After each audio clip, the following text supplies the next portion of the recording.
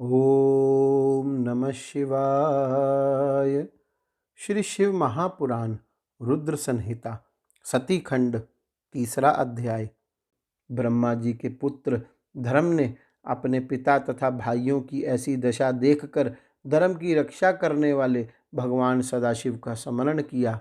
धर्म ने धर्मपालक शिव जी का मन से स्मरण कर दीन भावना से युक्त होकर अनेक प्रकार के वाक्यों से उनकी इस प्रकार स्तुति की। धर्म बोला, हे देवाधिदेव, हे महादेव, हे धर्मपाल, आपको नमस्कार है।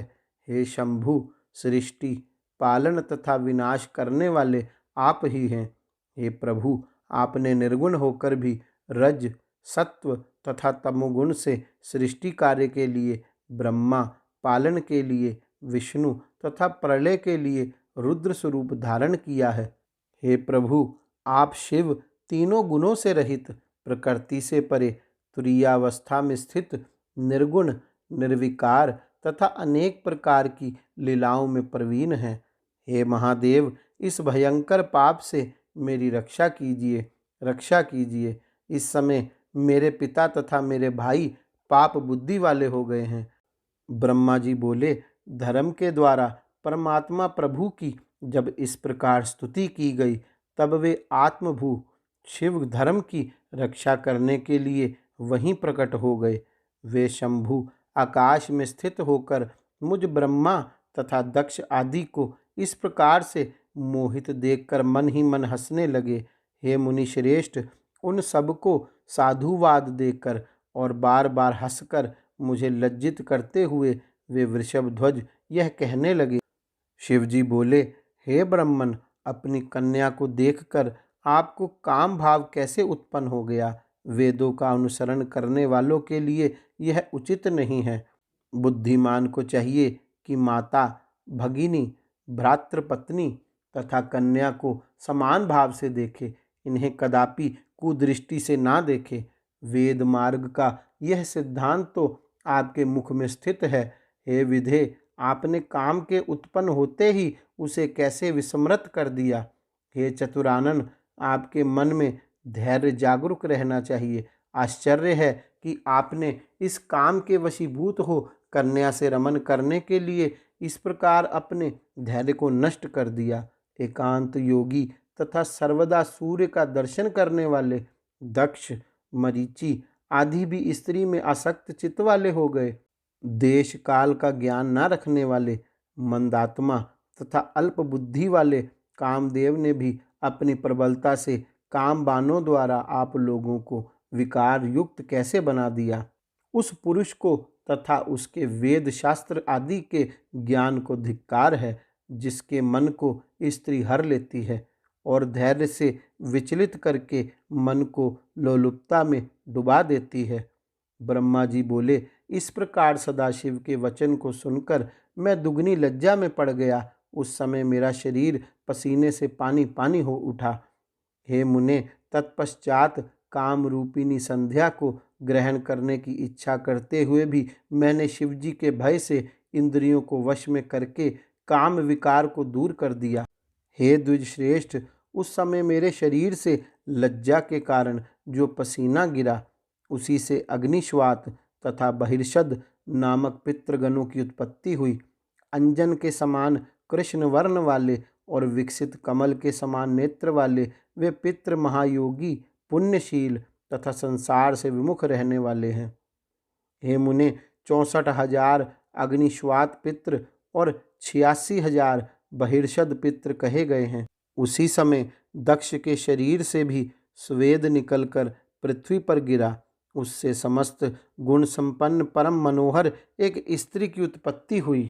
उसका शरीर सूक्ष्म था, कटी प्रदेश सम था, शरीर की रोमावली अत्यंत सूक्ष्म थी, उसके अंग कोमल तथा दांत परम सुंदर थे और वह तपे हुए सोने के समान कांति से देदीप्यमान हो रही थी। वह अपने शरीर के समस्त अवयवों से बड़ी मनोहर प्रतीत हो रही थी तथा उसका मुख कमल पूर्ण चंद्रमा के समान था। उसका नाम रति था, जो मुनियों के भी मन को मोहित करने वाली थी। क्रतु, वशिष्ठ, पुलस्त्य तथा अंगीरा को छोड़कर मरीचि आदि 6 ऋषियों ने अपनी इंद्रियों का निग्रह कर लिया। हे मुनि श्रेष्ठ, इन क्रतु आदि 4 ऋषियों का वीर्य पृथ्वी पर गिरा। उन्हीं से दूसरे पितृगणों की उत्पत्ति हुई। इन पितरों में सोमपा, आज्यपा, सुकालीन तथा हविष्यमान मुख्य हैं। ये सभी पुत्र कव्य को धारण करने वाले कहे गए हैं। क्रतु के पुत्र सोमपा नामक पितृ, वशिष्ठ के पुत्र सुकालीन नामक पितृ, पुलस्त्य के पुत्र आज्यपा तथा अंगिरा के पुत्र हविष्यमान नामक पितृ के रूप में उत्पन्न हुए।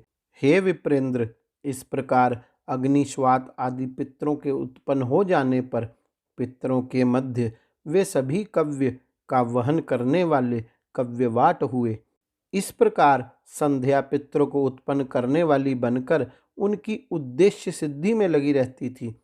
यह शिव के द्वारा देख लिए जाने के कारण दोषों से रहित तथा धर्म कर्म में परायण रहती थी। इसी बीच सदाशिव समस्त महर्षियों पर अनुग्रह करके तथा विधि पूर्वक धर्म की रक्षा कर शीघ्र ही अंतर्ध्यान हो गए। उसके बाद शंभु सदाशिव के वाक्यों से मैं पितामह लज्जित हुआ। मैंने अपनी भ्रगुटी चढ़ा ली और कामदेव पर बड़ा क्रुद्ध हुआ। हे मुने, मेरे मुख को देखकर और मेरा अभिप्राय समझकर रुद्र से भयभीत उस कामदेव ने अपने बाणों को लौटा लिया। हे मुने, तब मैं पद्मयोनि ब्रह्मा कोपयुक्त होकर इस प्रकार जलने लगा, जिस प्रकार भस्म करने की इच्छा वाली अति बलवान अग्नि प्रज्वलित हो उठती है। मैंने क्रोध में भरकर उसे यह शाप दे दिया।